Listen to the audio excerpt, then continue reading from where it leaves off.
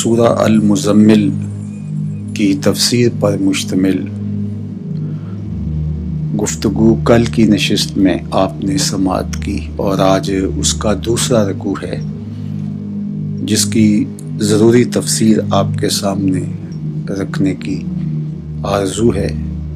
اللہ جل شانہ کی بارگاہ میں دعا ہے کہ وہ میری زبان پر قرآن مجید کی جو منشا ہے وہ جاری فرما دے اور مجھے اور آپ کو اس پاکیزہ کتاب کے تقاضوں پہ عمل کی توفیق ارزانی کرے۔ یہ کتاب اپنے دامن میں جو روشنی، نور اور اجالا رکھتی ہے وہ ایک الگ ہی جہاں ہے۔ حضرت اقبال نے قرآن مجید پہ بڑی تفصیل گفتگو کی اور آخر میں کہا کہ فاش می گوئم آنکھ در دل مزمرست، میں وہ کھل کے نہ کہہ دوں جو میرے سینے میں پوشیدہ ہے۔ این کتاب نیست چیز دیگرست، یہ کتاب نہیں کوئی اور ہی شے ہے۔ تو آپ نے دیکھا کہ جب اس کی تلاوت ہو رہی ہوتی ہے تو سینوں میں دل کس طرح ایک حظ، ایک لطف، ایک سرور اور ایک کیفیت کے جہاں میں آباد ہوتے ہیں، اور کیا اس کا نور ہے، اور پھر وہ منظر کتنا دل آویز ہوگا کہ جب اس قرآن کی تلاوت خود صاحب قرآن کرتے ہوں گے، اور جب حضور کے قلب اطہر پر اترا اور اللہ نے اپنے محبوب کو یہ قرآن دیا تو پھر حضور کا شوق فراواں کیا ہوگا۔ تو پھر ساری رات اٹھ کے قرآن پڑھتے ہیں اور تلاوت کلام مجید میں انہماک ہے۔ کبھی حضرت کعب سے کہتے ہیں کہ تم پڑھ کے سناؤ، تو کبھی کسی صحابی سے فرماتے ہیں کہ تم اس قرآن کی تلاوت کرو، تو وہ عرض گزار ہوتے ہیں حضور میں آپ کے لیے پڑھوں جبکہ نازل آپ پہ ہوا، تو فرمایا کہ مجھے یہ پسند ہے کہ میں کسی کی زبان سے قرآن سنوں۔ خود بھی ترتیل سے پڑھتے، ٹھہر کے پڑھتے، رک کے پڑھتے، اور لوگوں کو بھی ترتیل کے ساتھ پڑھنے کا حکم دیا۔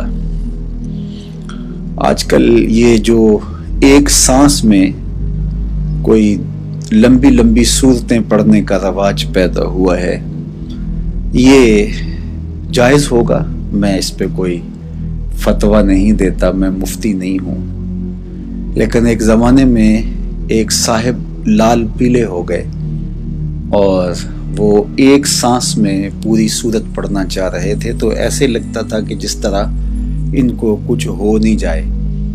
تو ان کی اس حالت کو دیکھ کر کے تو میرے ذہن میں قرآن مجید کی یہ آیت آئی، طٰہٰ ما انزلنا علیک القرآن لتشقیٰ، اے 14ویں رات کے چاند محبوب، ہم نے قرآن اس لیے نازل تو نہیں کیا تھا کہ آپ مشقت میں پڑ جائیں۔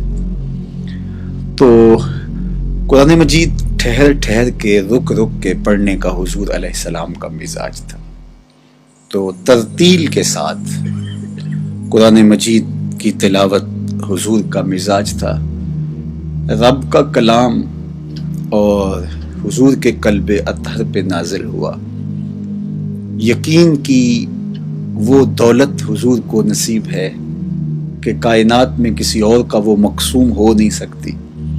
پھر ساری رات قرآن میں تلاوت میں گزرنے لگی تو مالک نے خود کہا، چادر اوڑھنے والے، جھرمٹ مارنے والے، ساری رات جاگا نہ کر، کبھی سو بھی لیا کر، کبھی آرام بھی کر لیا کر، اے آراستہ بلباس پیغمبری، اے پیغمبری کا حلہ پہننے والے محبوب، ساری رات جاگا نہ کر، کبھی آرام بھی فرما لیا کر۔ تو پھر حضور اللہ کے حکم کے مطابق آدھی رات سے کچھ زیادہ یا کچھ کم قرآن مجید کی تلاوت رات کو کرتے، اور حضور کے تتبع میں حضور کے صحابہ بھی یہی عمل کرتے۔ فرضیت نماز سے قبل یہ مسلمانوں کے لیے لازم تھا، ضروری تھا، لیکن یہ جو آج میں نے آپ کے سامنے جو عنوان رکھنا ہے اور جو آیات آج کی اس نشست کا موضوع ہے، تو ان میں پھر یہ حکم اٹھا لیا گیا، اس کی جو فرضیت تھی، وجوب تھا، اس کو اٹھا لیا گیا، اب استحباب باقی رہ گیا۔ علماء کا ایک طبقہ کہتا ہے کہ حضور کی امت سے تو وجوب اٹھا لیا گیا، لیکن حضور علیہ السلام کے لیے اس کا وجوب موجود رہا، لیکن ایک طبقے نے کہا کہ نہیں، حضور کے لیے بھی استحباب تھا۔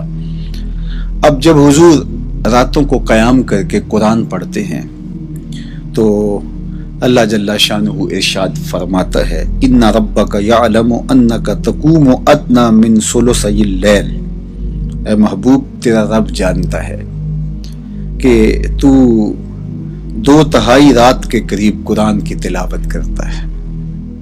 رات کے 2 حصے کھڑے ہو کر کے رب کے حضور قیام میں تلاوت کلام مجید حضور کا معمول تھا۔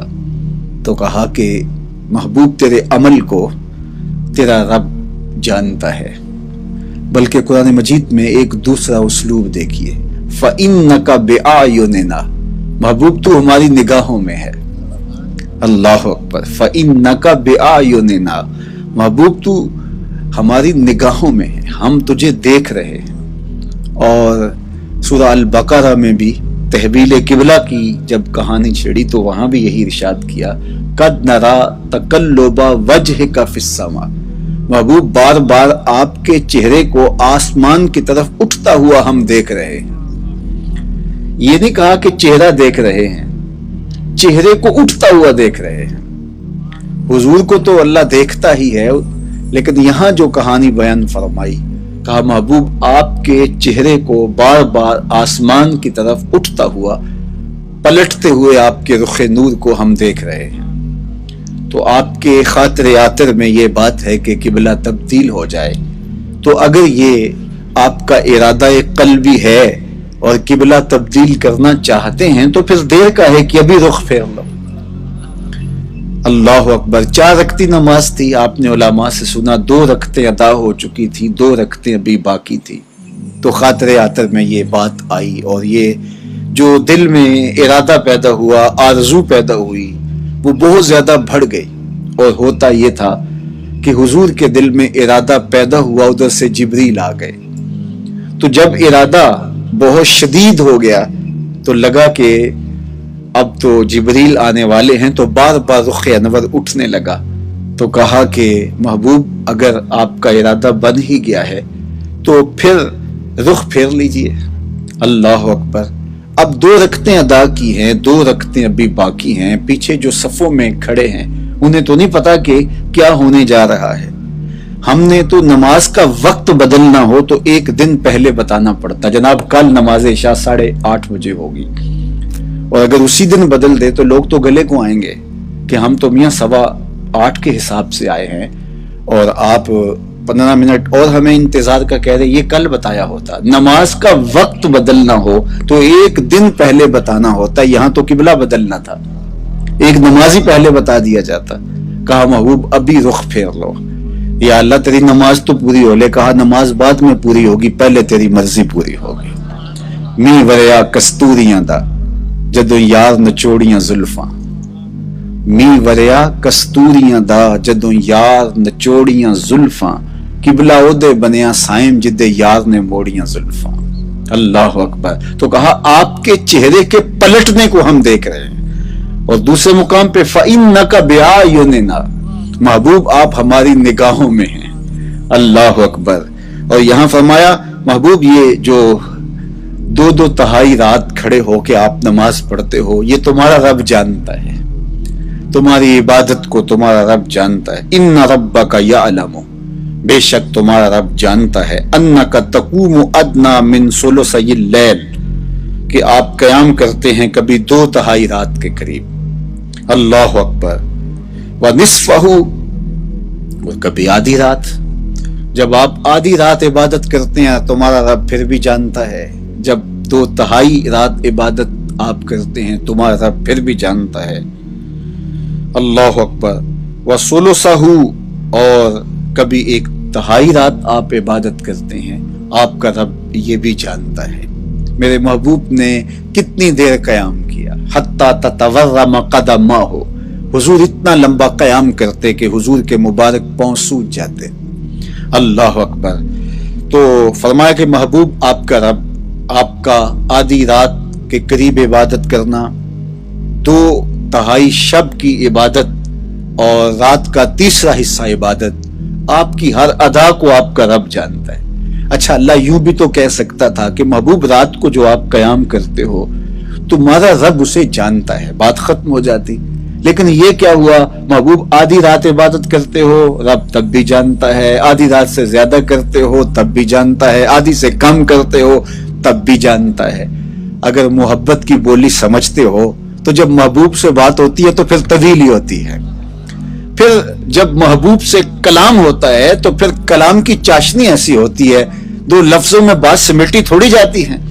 تو یہ نہیں کہا گیا محبوب آپ کے قیام کو آپ کا رب جانتا ہے، کہا محبوب ساری رات جاگے تو پھر بھی جانتا ہے، آدھی رات جاگے تو پھر بھی جانتا ہے، رات کا تیسرا حصہ جاگے تو پھر بھی جانتا ہے، رات کو جتنا بھی قیام کریں آپ کا رب آپ کو جانتا ہے۔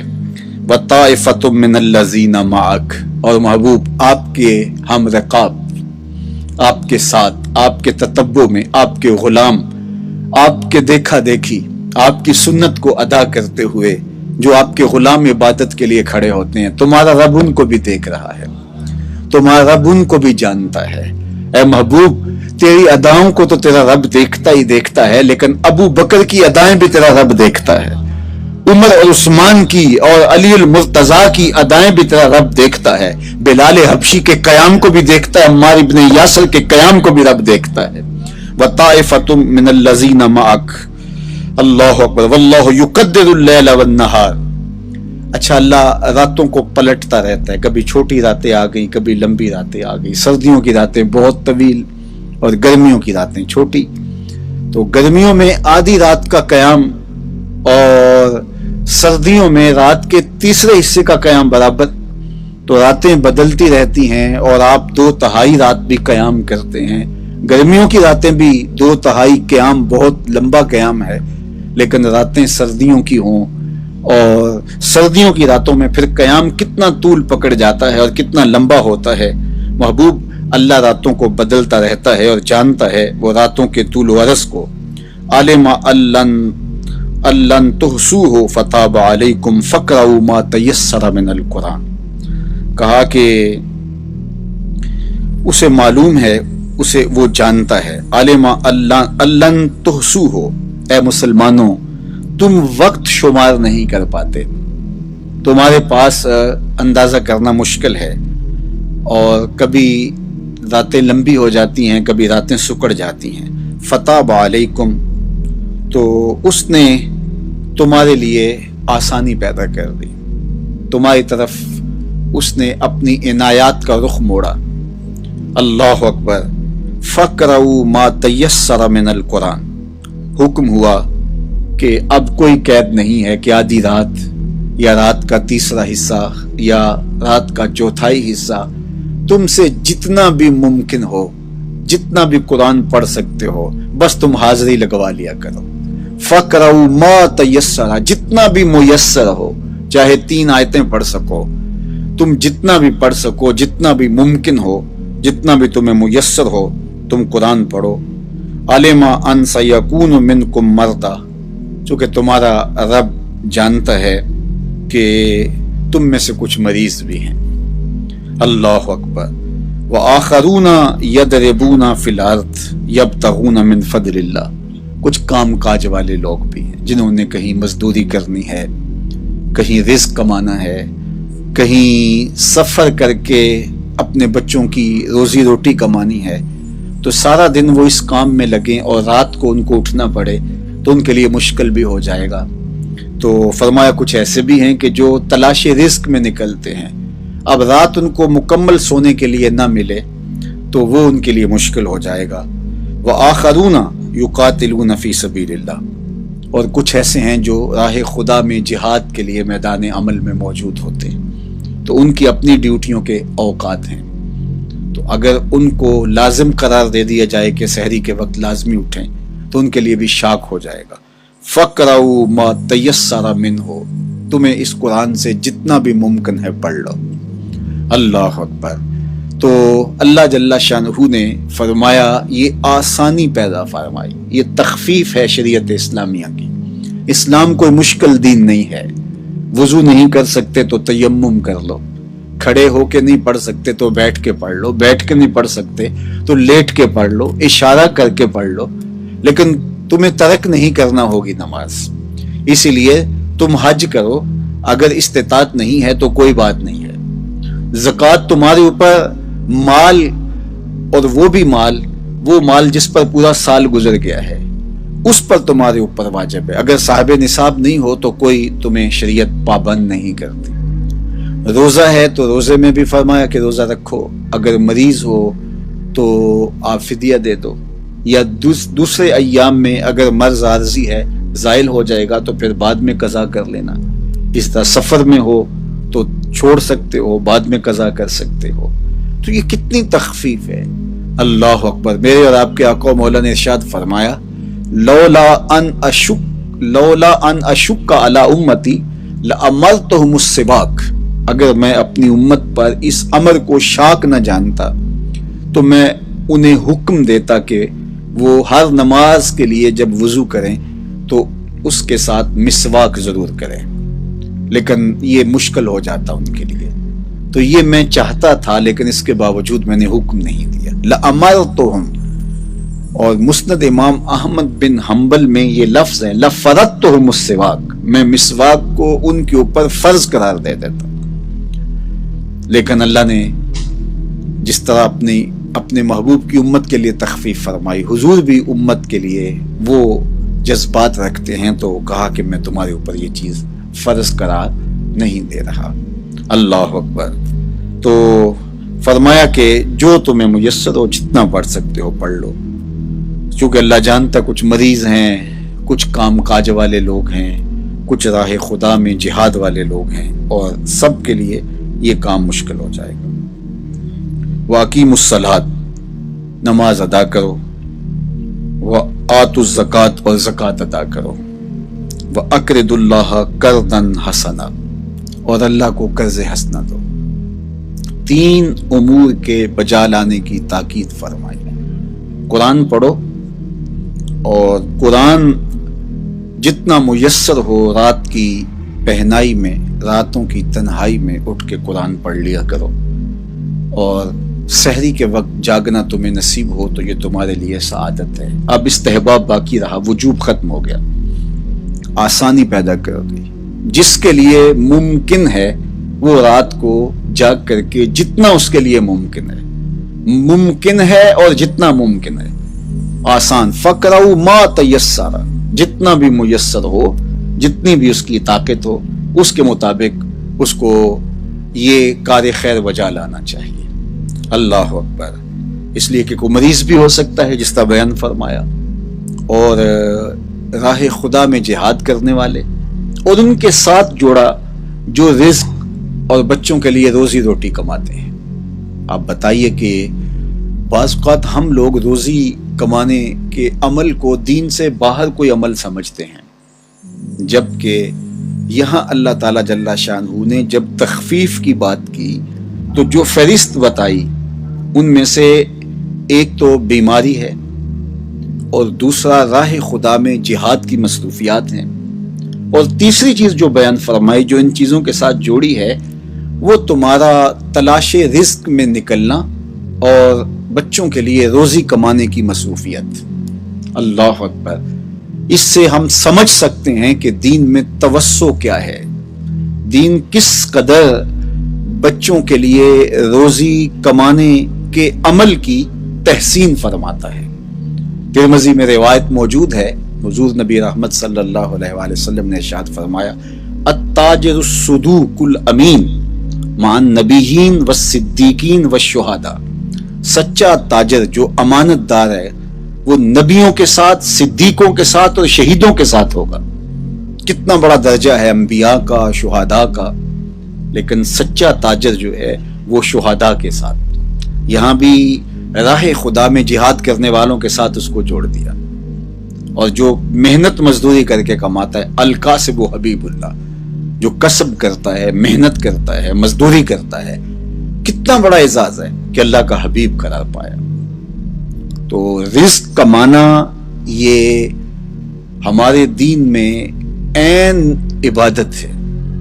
اللہ کے محبوب علیہ السلام نے ایک موقع پہ ارشاد فرمایا، ما ودع فی امرہ فہی صدقہ، جو کمائی کر کے لا کے تو بیوی کے منہ میں رکھتا ہے، لقمہ ڈالتا ہے، فرمایا وہ بھی صدقہ ہے، اس کا بھی تجھے صدقے کا ثواب نصیب ہوتا ہے۔ یہ بات ذہن میں رکھیے، رزق کمانا 3 نیات کے استحضار کے ساتھ سراسر دین ہے۔ اگر رزق حلال ہو، 3 نیتیں مستحضر ہونی چاہیے، 3 نیتیں ملحوظ ہونی چاہیے۔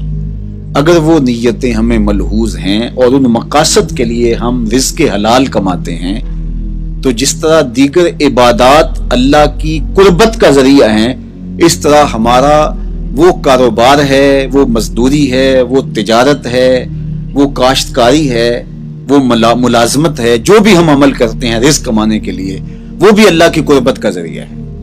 پہلی نیت، اپنے آپ کو سوال کی ذلت سے بچانا۔ اس لیے رزق کمایا جا رہا ہے کہ اگر میں نہیں کماؤں گا تو ضروریات تو میرے ساتھ جڑی ہیں، 3 وقت مجھے کھانا چاہیے ہوگا، بھوک لگے گی، تو پھر بھوک مجھے کسی کی دہلیز پہ کھینچ کے نہ لے جائے اور مجھے ہاتھ نہ پھیلانا پڑے، میری خودداری کا بھرم نہ ٹوٹ جائے۔ اس لیے میں رزق کماتا ہوں، محنت کرتا ہوں، مزدوری کرتا ہوں، کاروبار کرتا ہوں، ملازمت کرتا ہوں کہ میں سوال کی ذلت سے بچ سکوں۔ یہ پہلا مقصد ہوتا ہے رزق کمانے کا، کہ اپنے آپ کو سوال کی ذلت سے بچایا جائے۔ دوسرا مقصد رزق کمانے کا کہ اپنے زیر کفالت لوگوں کی ضروریات کو پورا کرنا۔ بچے ہیں، بیوی ہے، بہن بھائی چھوٹے اگر زیر کفالت ہیں، اور ماں باپ بوڑھے اگر ان کی ذمہ داریاں ہیں، تو ان کے لیے رزق کمانا یہ دوسرا مقصد ہے۔ بچوں کی اچھی تعلیم، بچوں کو اچھی خوراک باہم پہنچانا، اور جتنا ممکن ہو سکے رزق حلال سے ان کو آسودہ رکھنا۔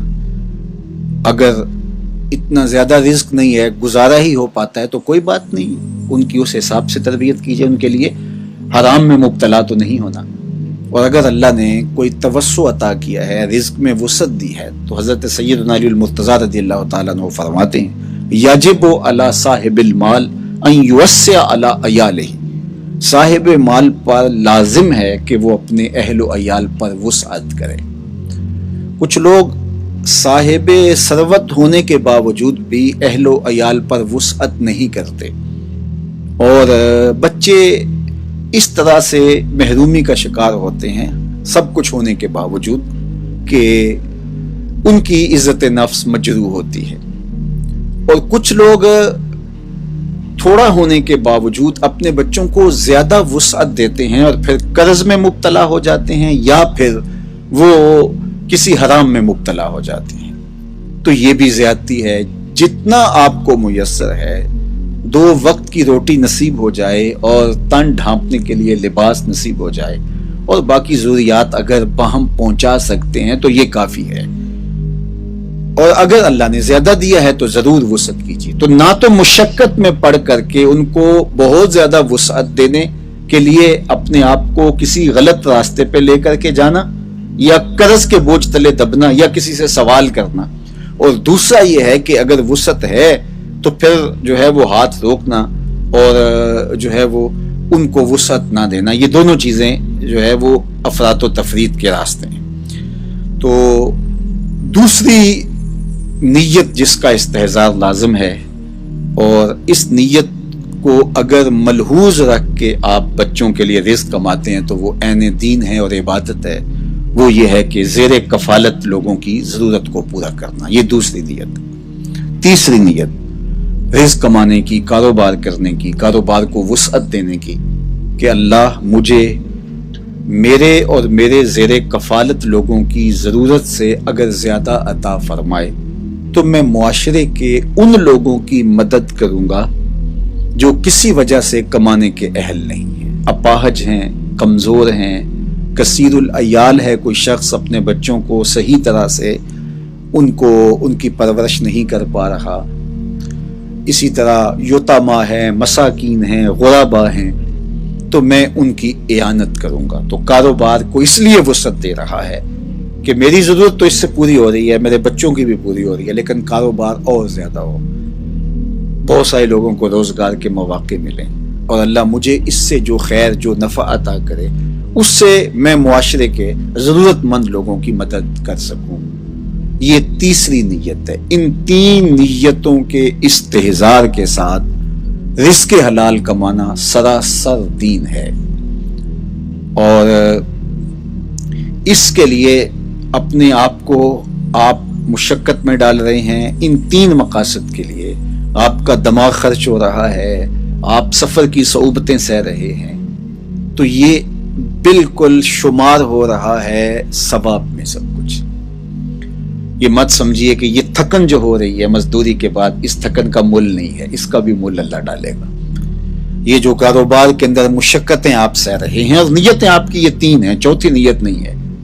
چوتھی نیت یہ نہیں جڑی ہوئی کہ میں امراء کی فہرست میں آ جاؤں تو اپنے رشتہ داروں میں اپنے تفوق کو ثابت کر سکوں کہ میں تم سے امیر ہوتا ہوں اور تم غریب ہوتے ہو، یا عیش و عشرت کروں اس دولت سے، تو اور کوئی نیت نہیں جڑی ہوئی۔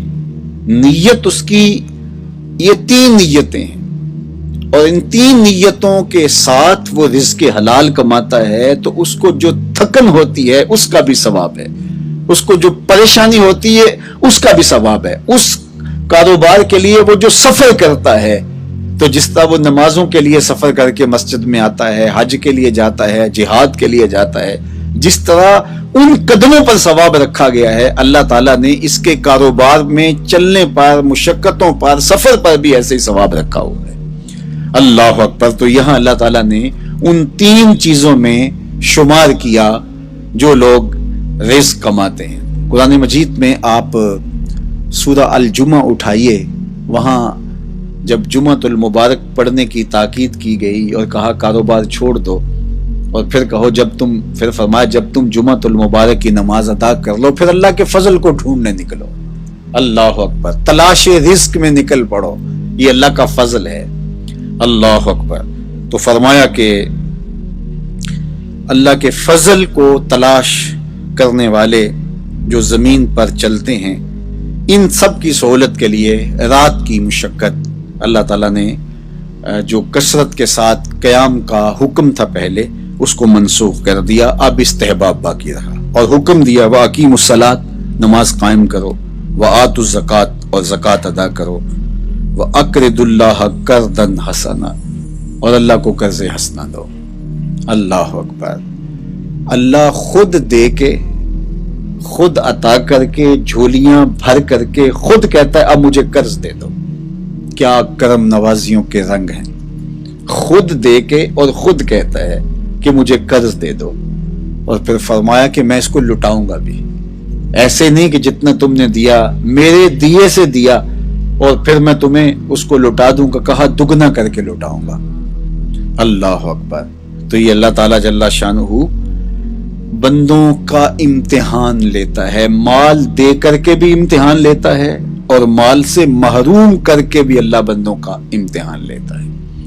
کامیاب ہونے والے جب محرومی مال ہوتی ہے پھر بھی کامیاب نہیں ہوتے ہیں، اور اللہ کے بندے جب ان کو دولت دی جاتی ہے تو اس میں بھی وہ کامیاب ہوتے ہیں، اور جو ناکام لوگ ہوتے ہیں وہ کسی حالت کے اندر بھی خوش نہیں ہوتے۔ تو اللہ کے بندے مال نہیں ہے تو پھر بھی کہتے ہیں مالک میں واہ واہ خوش ہوں جس حال میں رکھا، کہ سلطان خواہد خراج از خراب۔ سعدی شیرازی فرماتے ہیں کہ اگر غنی گر نہ باشی مکن اضطراب، اگر تو دولت مند نہیں ہے تو پریشان ہونے کی ضرورت نہیں ہے، اس لیے کہ بادشاہ ٹیکس جو ہے وہ اسی سے لیتا ہے کہ جس کے پاس جائیدادیں ہوں، تو جو ٹیکس بھی نہیں ہوگا۔ اللہ اکبر۔ چونکہ جو دولت مند ہے وہ غریب سے 500 سال بعد جنت میں جائے گا، 500 سال لگ جائیں گے اس کو حساب دیتے ہوئے۔ اللہ اکبر۔ تو غریب کے لیے تو پھر آسانیاں ہیں، اور میرے اور آپ کے آقا و مولا نے کیا خوبصورت بات ارشاد فرمائی، فرمایا الاسلام بدأ فی الغرباء وسیعود کما بدأ طوبی للغرباء۔ فرمایا اسلام غریبوں میں آیا، غریبوں میں ہی رہے گا، غریبوں میں ہی اٹھے گا۔ فرمایا غریبوں تمہیں مبارک ہو میری طرف سے. تو اگر غریب غربت ہے تو پھر بھی خیر ہی خیر ہے، اور اگر اللہ نے دولت عطا کر دی ہے، آزمائش میں ڈال دیا ہے، تو پھر اس کو راہ خدا میں خرچ کر کے، اللہ کی راہ میں لٹا کر کے اسی کو قرضے میں دے دو. جب اسی کو قرضے میں دے دیا تو وہ دولت بھی محفوظ ہو گئی، اور کئی گنا واپس پلٹتے ہوئے وہ کئی گنا ہو چکی ہوگی. اللہ اکبر. تو فرمایا وَأَقْرِضُ اللَّهَ قَرْضًا حَسَنًا. تو اگر بندہ اس نقطے کو سمجھ لے تو کبھی بھی وہ راہ خدا میں دیتے ہوئے پریشان نہیں ہوگا کہ یہ تو میں اللہ کو دے رہا ہوں، قرضے میں دے رہا ہوں، اور اس کا وعدہ ہے کہ میں لٹاؤں گا ضرور، اور اللہ کے وعدے سچے ہوتے ہیں. اللہ اکبر. تو جن لوگوں نے اس اللہ کے وعدے پر یقین کیا اور پھر اس کی راہ میں بانٹا، وہ کبھی بھی مسکین نہیں ہوئے، کبھی بھی غریب نہیں ہوئے. میں ایک بات کہا کرتا ہوں کہ اگر اللہ کے راستے میں دینے سے بندہ غریب ہو جاتا ہوتا تو اس کائنات کے سب سے غریب آدمی کا نام حضرت ابو بکر صدیق ہوتا، جنہوں نے سب کچھ لٹا دیا. تو راہ خدا میں دینے سے بندہ غریب نہیں ہوتا، بلکہ اللہ تعالیٰ جل شانہ صدقوں کو برکت دیتا ہے، بڑھاتا ہے. اور زکوٰۃ جو ہے، بعض اوقات بندے کہتے ہیں کہ یہ زکوٰۃ اور یہ 40واں حصہ ہم لوگوں کو دے دیں. دیکھیے اللہ کہتا ہے خود کھاؤ، اپنے بچوں کو کھلاؤ، اچھی سواریاں رکھو، اچھے مکان رکھو، سب کچھ تمہارے پاس ہے، پورا سال موج اڑاؤ، کھاؤ اچھے طریقے سے. اس میں سے پھر جو بچ گیا، اس پر پھر سال گزرا، اس میں سے 40واں حصہ ہے. ذرا دیکھو یہ ہے کتنا بنتا. یعنی جو تم کماتے ہو اس میں سے تم کھاؤ، اس میں سے تم اپنے بچوں کو کھلاؤ، اس میں سے تم اچھی سواری رکھو، اس میں سے اچھا لباس پہنو، پھر جو بچ گیا اس پر پھر پورا سال گزرا، اس میں سے 100 میں سے 2.5 راہ خدا میں دینے کا حکم ہے. تو بتاؤ کتنے بنتے کتنے ہیں. اور پھر